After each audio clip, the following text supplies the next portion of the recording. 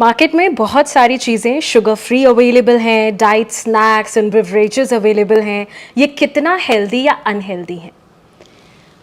देखिए, अगर मैं बात करूं जो मार्केट में अभी अवेलेबल है, पहले तो मैं इसमें ये बोलना चाहूँगी कि जो रेडी टू ईट फूड है, जो प्रोसेस्ड फूड है, वो हमें बहुत इजी लगता है बिकॉज़ अवेलेबिलिटी बहुत ज़्यादा है मार्केट में। और लोगों को बहुत इजी लगता है, ऑन द गो खाना है, समय की कमी है, रूटीन बिजी है, तो हमें ऐसा लगता है कि हाँ, डेफिनेटली रेडी टू ईट वाली चीज़ें या जो पैकेज्ड वाली चीज़ें हैं वो बहुत आसान लगती हैं हमें खाने में। तो people tend to get attracted towards such things. तो पहले तो हम इन चीज़ों को क्लियर करें कि डेफिनेटली नॉट कि हर बार जो हम पैकेज चीज़ें खा रहे हैं वो हमारे लिए हेल्दी हो। दूसरी चीज़, जैसे आपने बोला कि जिन चीज़ों को हम डाइट फ्रेंडली कह करके प्रमोट कर रहे हैं, definitely it is there which also shows कि हाँ, ये चीज़ शुगर फ्री है, ये चीज़ डाइट फ्रेंडली है, this is not with any added sugars. तो it is very important for us to know कि जिन चीज़ों को हम ये मानते हैं कि वो चीज़ों में कोई एडेड शुगर नहीं है या वो डाइट फ्रेंडली हैं,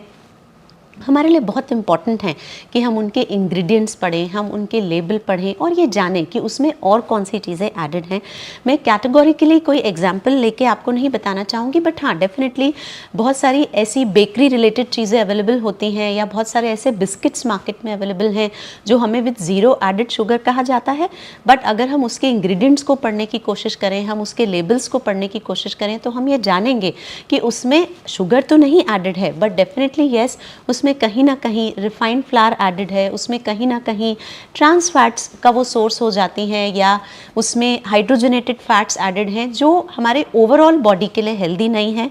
ये हो सकता है कि वेट वॉचर्स ये सोच रहे हैं कि हम उसमें चीनी नहीं खा रहे, या एक डायबिटिक पेशेंट ये सोचे कि मैं शुगर फ्री बिस्किट्स खा रहा हूँ या मैं डाइट कोक पी रहा हूँ, बट विदाउट रियलाइजिंग कि उसके और क्या इंग्रेडिएंट्स हैं या उसका और लॉन्ग रन पे हेल्थ इम्पैक्ट क्या हो सकता है। We need to really understand that rather than going for such things on quite a regular basis. See, अगर हम ऐसी चीज़ों को लेते हैं समटाइम्स जब हमारे पास ऑप्शन नहीं है, ठीक है, दैट इज़ ओके, बट अगर हम ये सोचते हैं कि हम डाइट बेवरेजेस या ऐसी चीज़ें जिनको हम डाइट हेल्दी समझते हैं उनको हम रेगुलरली कंज्यूम कर सकते हैं, ज़्यादा मात्रा में कंज्यूम कर सकते हैं, तो डेफिनेटली ये रिकमेंडेड नहीं है।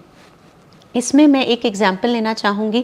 WHO ने रीसेंट रिसर्चेस के बाद लास्ट ईयर इस चीज़ पे बहुत क्लियरली एम्फसाइज़ किया कि जिन चीज़ों को हम बहुत डाइट हेल्दी मान करके, या अगर हम डाइट सोडाज या हम डाइट बेवरेजेस को यूज़ करते हैं by thinking that we are not taking any calories with the help of that, but ऐसा नहीं है। रिसर्चेस ने ये शो किया है कि जिन चीज़ों को हम डाइट हेल्दी मान करके ले रहे हैं, या डाइट बेवरेजेस का अगर मैं एग्जांपल लूँ यहाँ पर, तो उसके और नुकसान पाए गए हैं। इनफैक्ट वो इनडायरेक्टली कहीं ना कहीं हमारा वेट गेन और कॉज कर रहे हैं। कैसे, वो एक सिंपल टर्म्स में अगर मैं आपको समझाऊं तो जो चीज़ें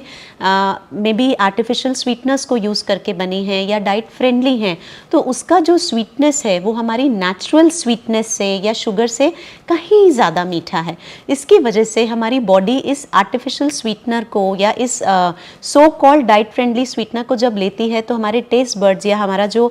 नर्वस सिस्टम है वो बहुत ज़्यादा मिठास की तरफ अट्रैक्ट होता है।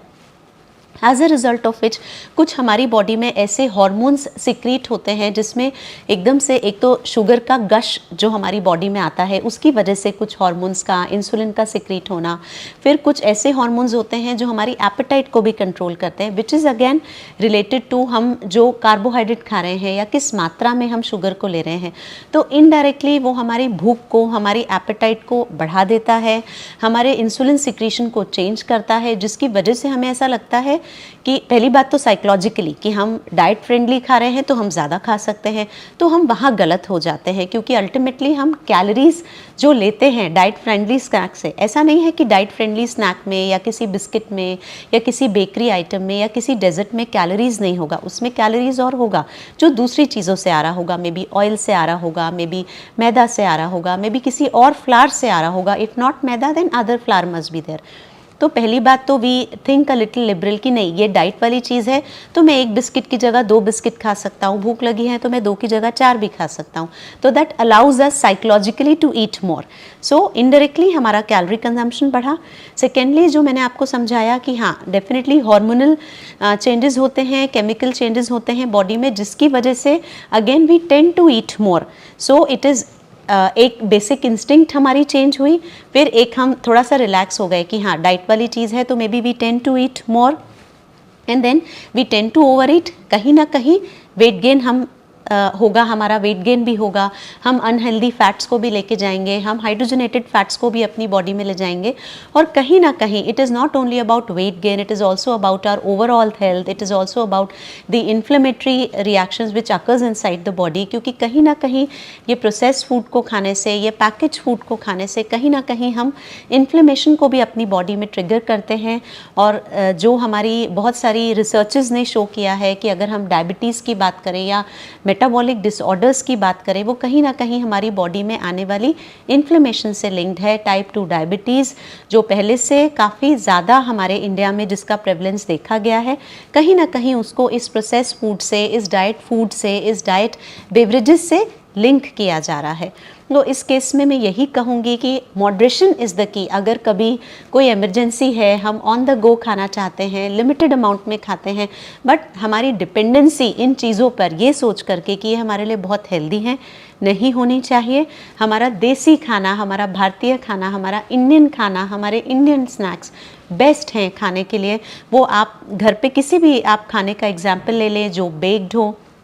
बिकॉज अगर हम इंडियन कुजीन की बात करें तो Indian cuisine is so varied, so vast कि अगर हम हेल्दी स्नैक्स की भी अगर हम बात करते हैं तो हम ईज़िली ऐसे ईज़ी टू कैरी स्नैक्स या हैंडी स्नैक्स को हम इंटरेस्टिंग वे से बना के, खा के, बेक करके बहुत सारे वे से बना सकते हैं, जिसमें हमें शायद इस पैकेज फूड की हर समय ज़रूरत नहीं होगी, which are so called healthy, which might not be all the time healthy for us. And it is very important, हमें ये समझना बहुत आवश्यक है। एक बहुत छोटी सी हैबिट है, अगर हम लेबल्स को पढ़ना शुरू करें तो हमें बहुत ज़्यादा अवेयरनेस आएगा। बिकॉज आजकल अवेयरनेस बहुत आ गई है लोगों में, लोग पढ़ना चाहते हैं। तो simply before buying I would rather से कि अगर आप उनके लेबल्स में पढ़ेंगे तो आप ये जानेंगे कि वो कितना कैलोरिक रिच हो सकता है। या अगर हम सिंपली एक एग्जांपल देना चाहती हूँ कि अगर हम 2 बिस्किट्स भी खाते हैं तो शायद कहीं ना कहीं उसकी कैलोरी 1 चपाती के बराबर हो जाती है। तो विदाउट रियलाइजिंग अगर हम कहीं ना कहीं 4 बिस्किट्स खा लेते हैं, they might be sugar free, they might not have added sugar, but the other ingredients which are there might give us the same amount of calories or much more, you know, the amount of calories जो हमें एक normal रोटी खाने से या एक रोटी का role खा लेने से या may be simply 2 pieces of dhokla खाने से जो कैलोरी हमें मिलेगी, उससे कहीं ज़्यादा कैलोरी इस diet, so called diet friendly beverages को खाने से या स्नैक्स को खाने से हमें मिलती है। In that case, I would always recommend कि a fresh snack is always healthier, a local